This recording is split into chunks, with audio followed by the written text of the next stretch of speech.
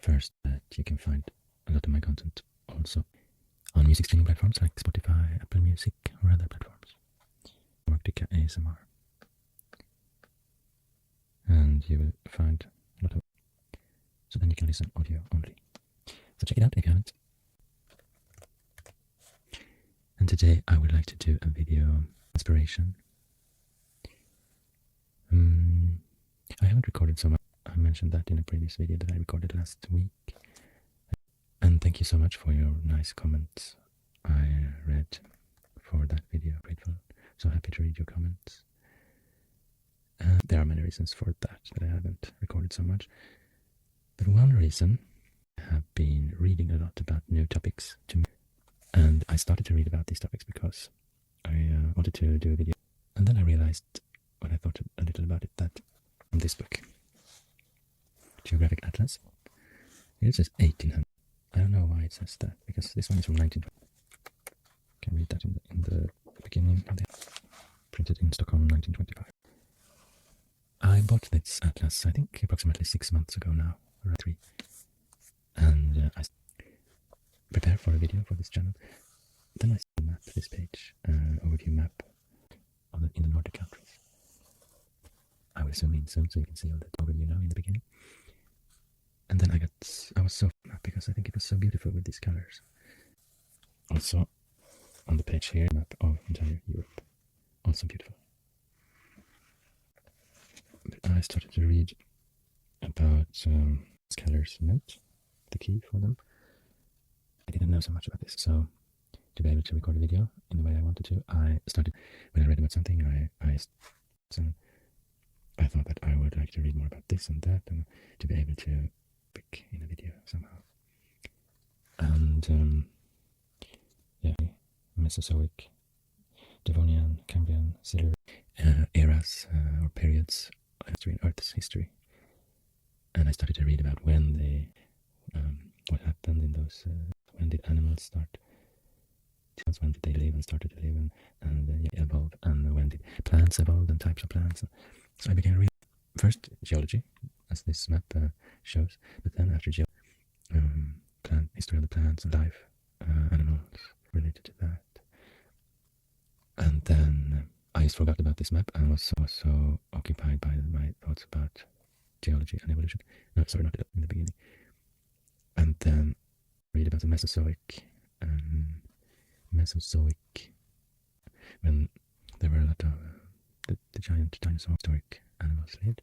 And I wanted to learn more, and I read a lot about that, fossils, and I realized it was hard for me sometimes to read about what I wasn't sure about what they meant. A lot of bones fossils are just bones and bones.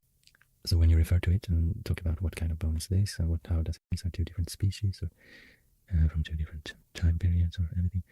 But I wanted to learn more about bones, and I wanted to be able to know body. So I wanted to learn more about anatomy, and I started to learn about them, borrow books about it. Also with the muscles and movements of body parts and bones. It's very fascinating, I think.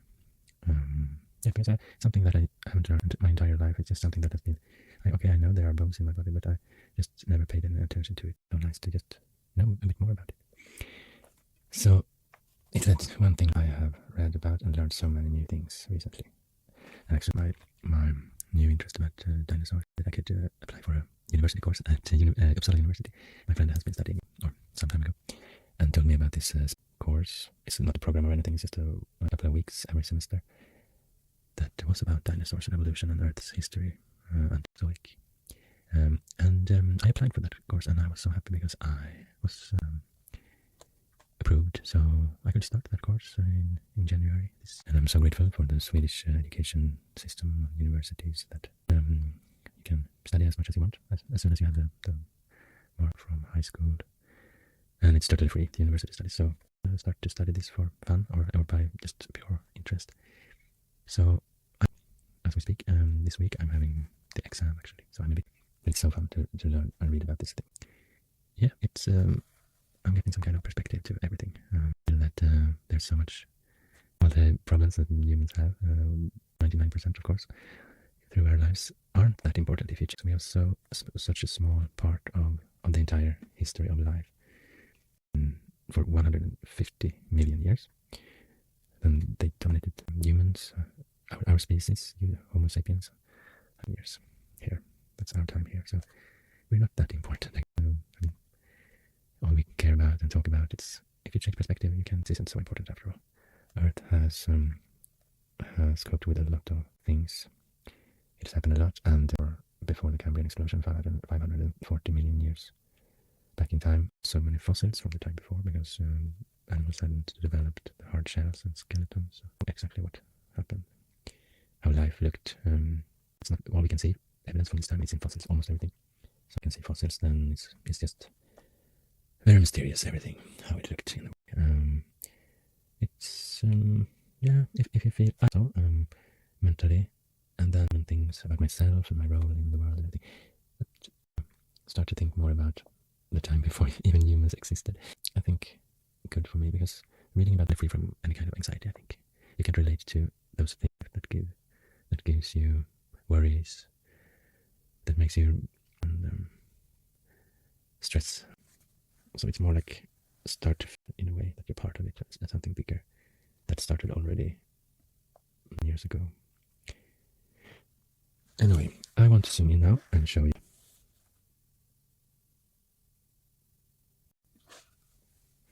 So here you can see this color in different parts of Sweden, Norway,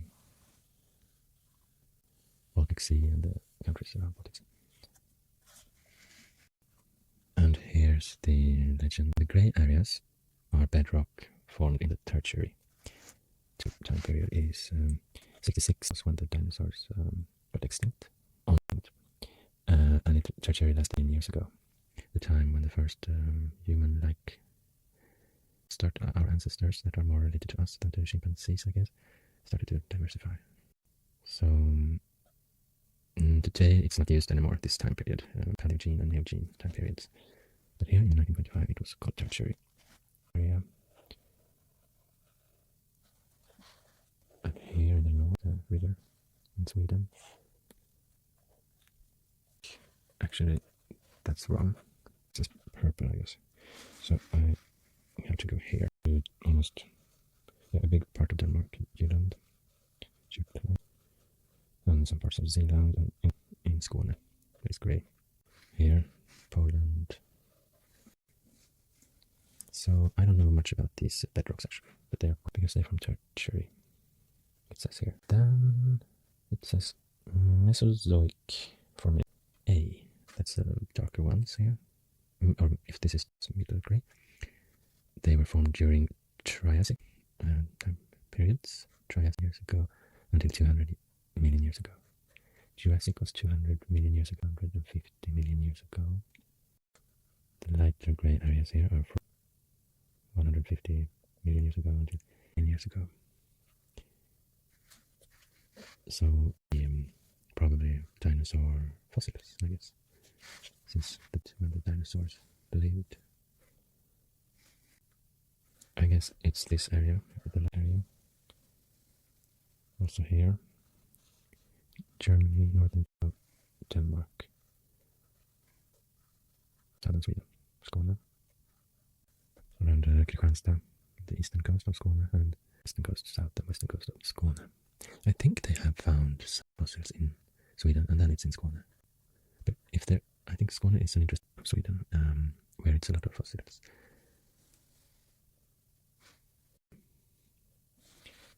Let's move on to this color, purple grey color,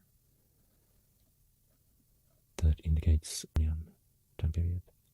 Devonian, 419 million years ago until 358 million.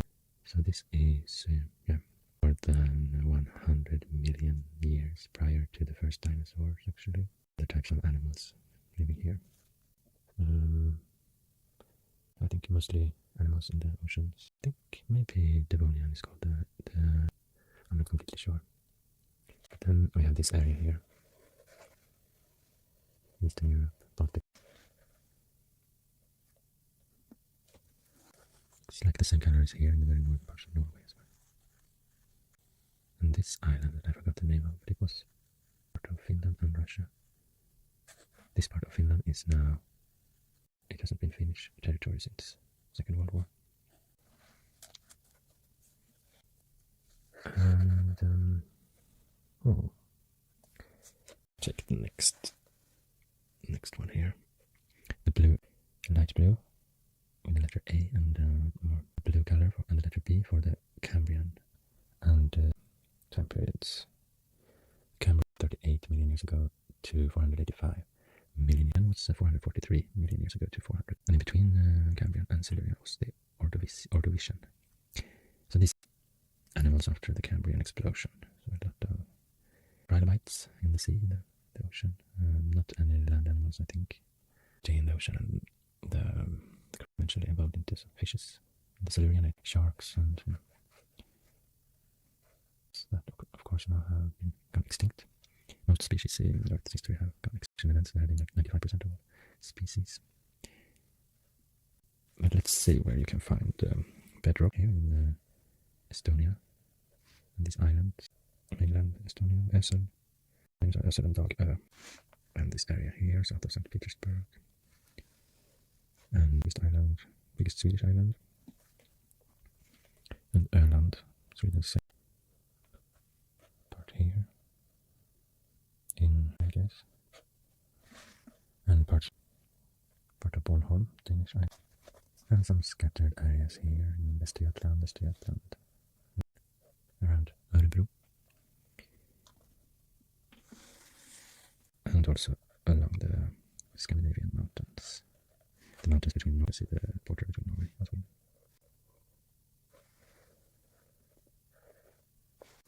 So like in the eastern part, not the highest parts must be. So it's interesting because Caledonites, as they are called, they were created in the Silurian and Devonian time, so around 420 million years ago.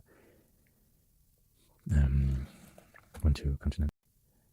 And then there's this mountain range, old continents, or old continental. And it was actually, since the tectonic plates were totally different arranged by then, and this was also crossing Scotland, Ireland, Greenland, and also it continued on the North America. The Atlantic wasn't a thing back then. This was before. It was also part of the Acadian orogeny, what's now the Appalachian Mountains, and based in the Canada and eastern United States of America.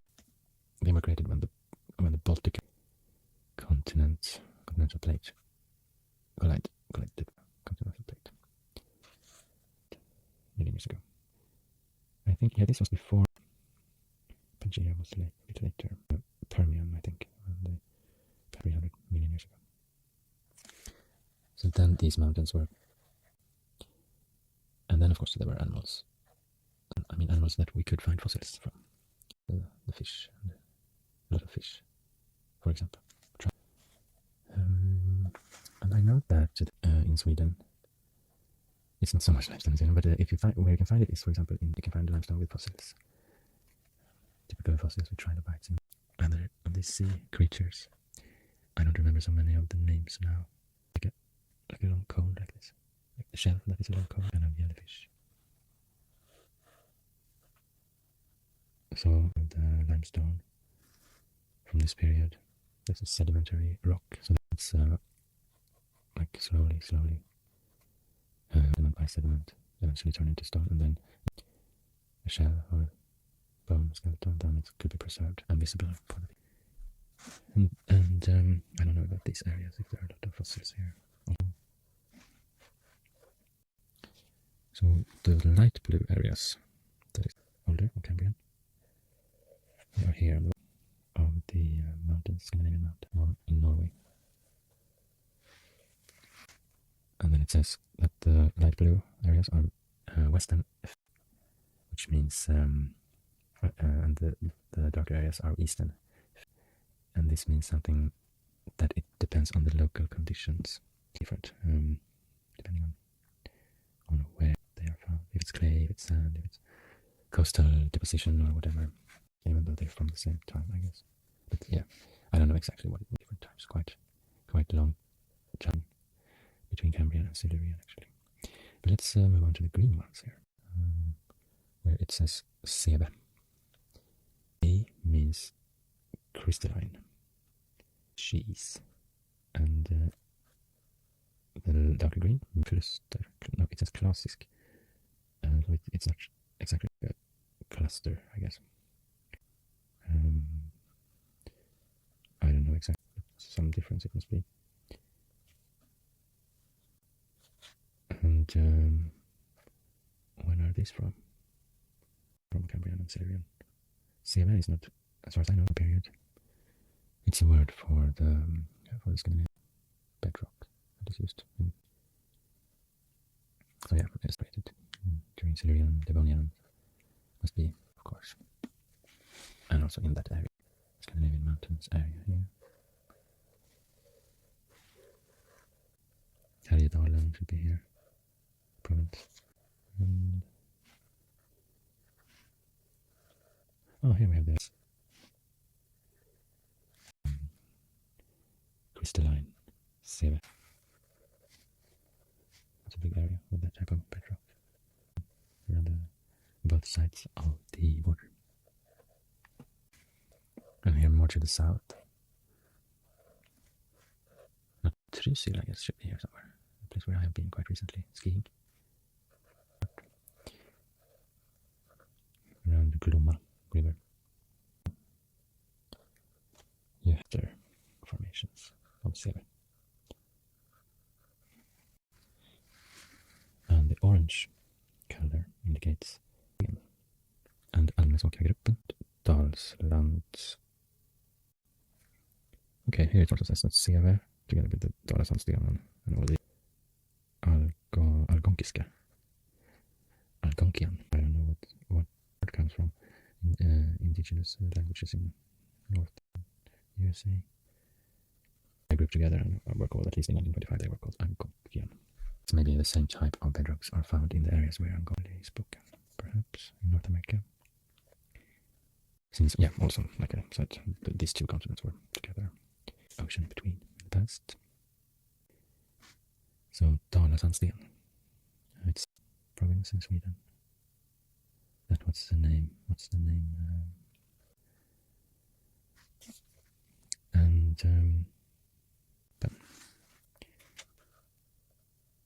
And that's bedrock area, close to Jönköping. Nässjö, so you have sandstone. Also here in Dalsland, Dalslandsserien, it was called here. So there are scattered areas here with this. The biggest area with sandstone is here in Dalarna, northern parts of Dalarna, the very southern part. Here starts the Scandinavian mountains.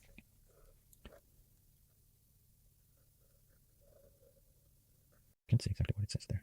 Stavian. Let's see.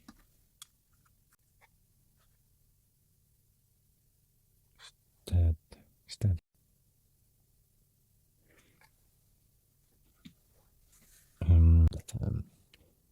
It's a national park in Sweden and Norway. Southernmost part of Fjällen area, mountains area. And sandstone formed around 900 million years ago. So it's much. And the bedrocks from the Cambrian, this is actually long before the Cambrian explosion, where there are fossils with hard shells. So they were much more during this time, but there was life in the ocean. But only soft tissues, not much fossils. 900 era called the Neoproterozoic era that preceded the Paleozoic. Paleo means animal. The Proterozoic was very early, or before, very primitive animals. 1 billion years ago to the Cambrian explosion around 538 million years ago. So a very long era. And back then, the Baltic tectonic plate with the Laurasia continent. Okay, so I guess Norway is from Laurasia, perhaps? Well, I'm not sure. The mountains go like from here. You can see all the green mountains. Visit Laurasia. But if we go back to Neoproterozoic area, then Baltica was continental shield, plate, and its own. And it was actually when a supercontinent on Earth that preceded the supercontinent before There have been several supercontinents. We don't know so much about the earlier ones because it's Earth's history. Pangea we know most about. You can see evidence of how Pangea must have been put together before it started to break apart. One of the earlier supercontinents is called Rodinia. Rodinia was, around 900 million years ago, it was a supercontinent. Break apart, I think, around 700 million years ago. And then the plates were scattered again, started to form during the Permian. So, when these rocks were created, Rodinia, I guess, but I'm not sure actually if Baltica was a part of Rodinia, maybe not exactly, or plates were part of Rodinia, so I have to check that. But it was, at least it was probably existed. But here, Baltica continental crust was the equator of the Earth, and there were like a desert climate with sand that blew the sand into the ocean for long time periods, and were starting to create in the bottom of the ocean slowly. Sediment after sediment on the bottom of the ocean formed rock that became, that's why it's called sandstone, I guess, because it's sand that became in this process. So here it's time in Sweden. And in Sweden on this map, here you can see part in Finland of Björneborg and Como River. And the red areas are younger granites, Rapakivi, etc. and porphyry. So that types of Rapakivi I know is very common in the Finnish islands that is very close to Sweden actually. And a Swedish-speaking area of Finland. So it says here the granites. And these light red purple granites. So now we're talking about the very primeval rocks here. Granites. Here it says Helleflint or rock flint. Granulite. And granite is mica schists, etc. Area is older porphyry. Colored area is nice. This green, olive green areas, small areas, stands for greenstones, diabete, etc. And the last one here is a border for abnormal. I don't know. I have no idea. I guess from the red ones here. I think it's like a time scale. You go from the recently created bedrocks to the oldest ones, the primeval rocks that were created a very long time ago, mostly by metamorphic processes. Yes. Yes. These were, and also the nice and the green stones. They were created in the Archean age, around 2.5. So it's very long back in the Earth's history. Earth's history, 6 billion years. So it was already 2 billion. I guess it was probably when the first land started to be created, and also the continental crusts were created. Parts of land that since then has been floating on the magma and collided and then drifted apart and created mountain ranges when they collide. Very solid during of these rocks. These are very, very long-lasting on Earth's surface. The gneiss and the granite. Much about the greenstone. I just read that there are bands or belts of granite of gneiss probably, and I guess as the name suggests, it's a color to it. And the younger bedrocks of all these are the red. Pakivi, for example, here. So there are some places quite here around Oslo in Norway. Here between the Faxelven in, I guess, Ångermanland. That's interesting. I wonder how this area differs from the surrounding areas. Small areas in Norway and Sweden in the Scandinavian mountains. Big area here in eastern, worth knowing, around Kymmen. But it's old for fossils, I guess. And the next one is the pink areas. Older. Then we have a big part of southeastern Småland province and Östergötland province around the Lake Vättern. Also Uppland, Västmanland. Neat areas. Also big areas in northern Sweden. And in Norway. So the most common bedrocks in Scandinavia, I guess, from Sweden, Finland and Norway. the bedrock, those I mentioned in the very beginning, from tertiary, or the same type of bedrock as in Germany, Poland, Lithuania.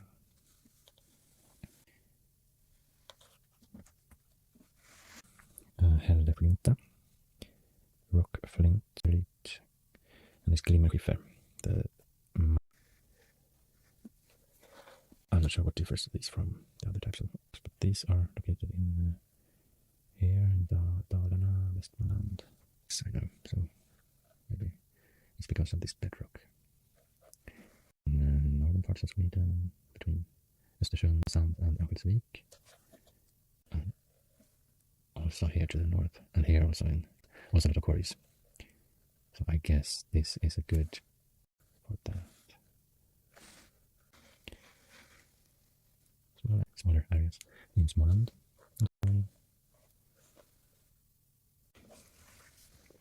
And Old Ferry.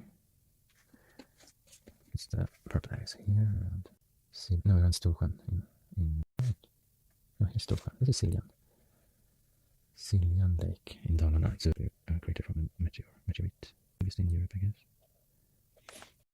And here's an area at the border between Norway and Sweden in the north here. The older porphyries and granite gneiss, used most common bedrock type in Finland, and also southern part of Stockholm area. Parts of Östergötland, parts of Västergötland, parts of Småland. Looks like almost in northern coast here. Also western part of Norway.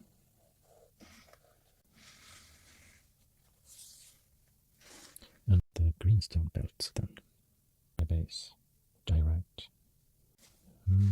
Here's an area in Västergötland. Oh, do you think it's green? It's very, very small. Yeah, I think there are some green. But they're surrounded by blue areas. That is Cambrian, Silurian. There's a small area. Bigger area here in Norway. Fjällen. Big. Where the rivers Buken and Tramsälven originate. So yeah, small areas in the Scandinavian. Larger areas here, more far to the north.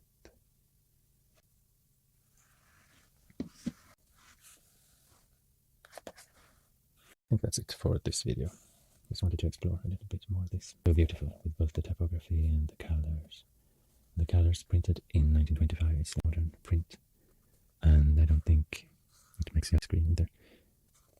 So there, also the lines, there are also fine lines in the rivers. So thank you so much for watching, and take care and sleep well. See you soon.